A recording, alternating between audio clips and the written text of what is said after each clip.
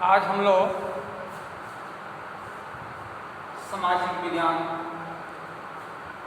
नागरिक शास्त्र, चैप्टर 6 गांव का प्रशासन।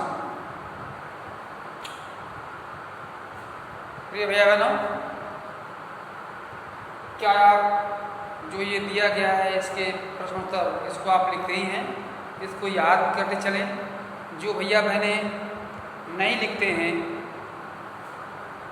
वो कम से कम अपने को बना लें कि हम वास्तव में जो चैप्टर पढ़ाया जाता है उसको तो पढ़ना भी चाहिए, तो उसको हम पढ़ें और इसके प्रश्नों का उत्तर लिखें।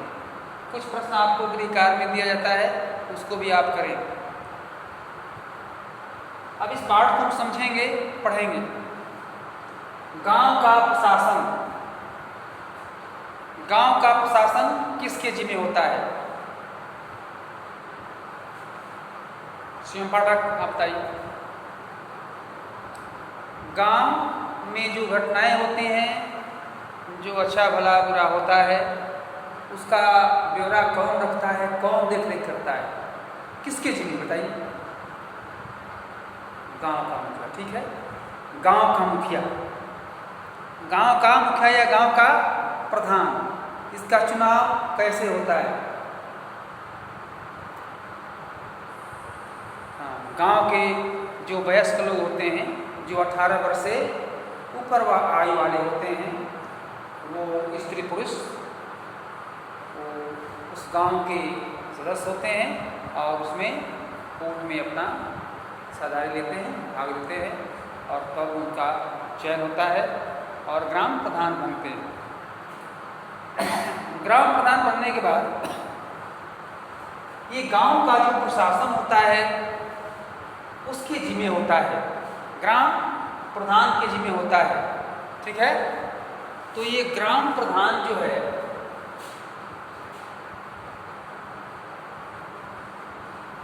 ग्राम प्रधान,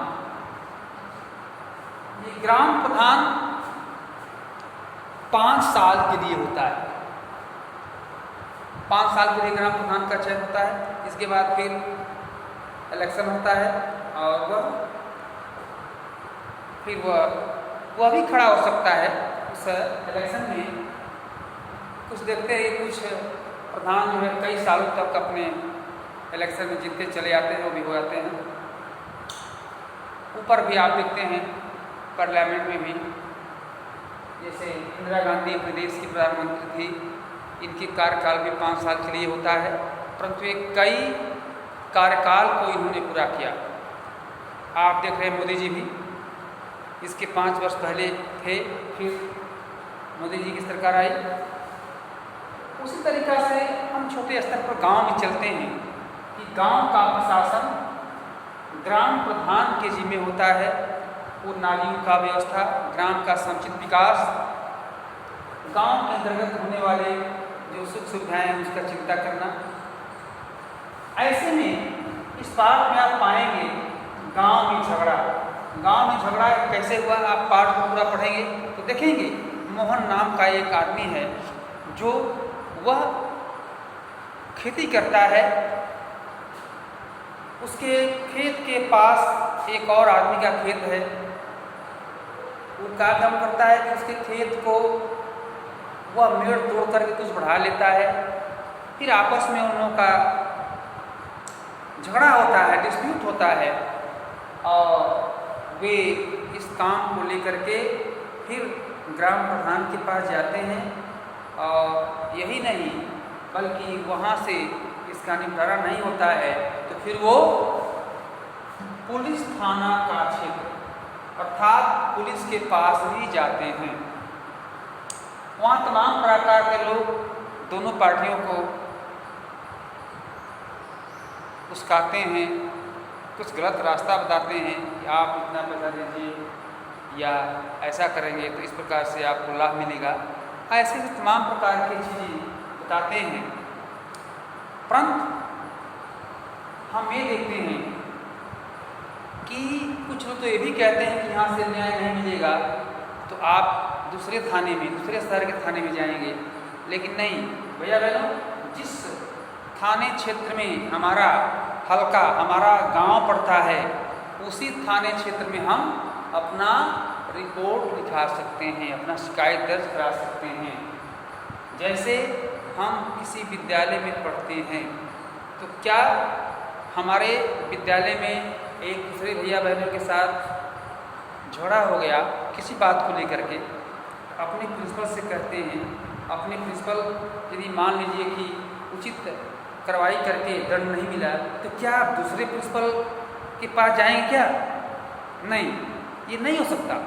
इसलिए हम इस बात की ओर ध्यान देते हैं कि वास्तव में जो हमारे गांव का विकास होता है, अब ये विकास ग्राम प्रधान जैसे सड़कें, नालियाँ, ये राशन की दुकानें और गांव में खेल कूद के व्यवस्था, ऊपर से आने वाले जो सहायता है, जो राशि हैं, उसको सही तरीके से वितरित कराना, कोटे में किस प्रकार से सुविधाएं आती हैं, उनको एक लाइन से अर्थात एक अच्छे रीति रिवाज से उसको वितरित कराना, सबको मिल जाए, किसी के पास कोई शिकायत न हो। यानी तमाम प्रकार के चीज़ों का जो देख रेख है ये ग्राम प्रधान के जिम्मे होता है।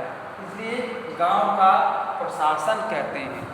अब गांव का प्रशासन उसके हाथ में होता है, वह चाहे तो वास्तव में किसी व्यक्ति को वो किसी रूप में देख करके और उसे दंडित कर सकता है। तो इस प्रकार से हम इस बात को अपना सोच, अपना आगाह, अपना विचार केंद्रित करते हैं कि गांव में हम कैसे कैसे लोगों के साथ रहते हैं और किस प्रकार से हमें रहना चाहिए। ऐसी बातों की ओर हमारे इस विचार को बताया गया है। पुलिस थाने में होने वाला काम, अब पुलिस थाना में आप जानते हैं क्या काम होता है। जब सब लोग पुलिस थाने पहुँचते हैं तो मोहन थानेदार के पास गया और उसे पूरा मामला बताया। उसने यह भी बताया कि वह अपनी शिकायत लिखित रूप में देना चाहता है। थानेदार ने बड़ी बेरुखी से कहा कि उसके पास छोटी छोटी शिकायतें की जांच पड़ताल का समय नहीं है।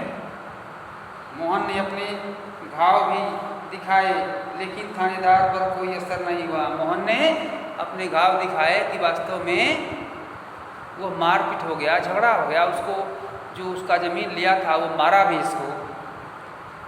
इस प्रकार से ये तमाम प्रकार के जो क्रियाकलापें हैं, जो झगड़ा के बिंदु हैं, ये सब बताने के बाद भी वो थानेदार सुन नहीं पाया।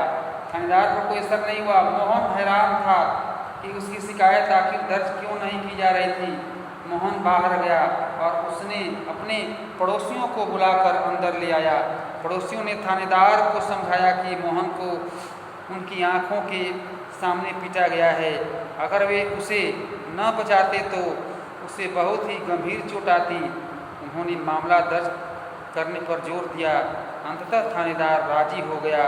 उसने मोहन को अपनी शिकायत लिखकर देने को कहा।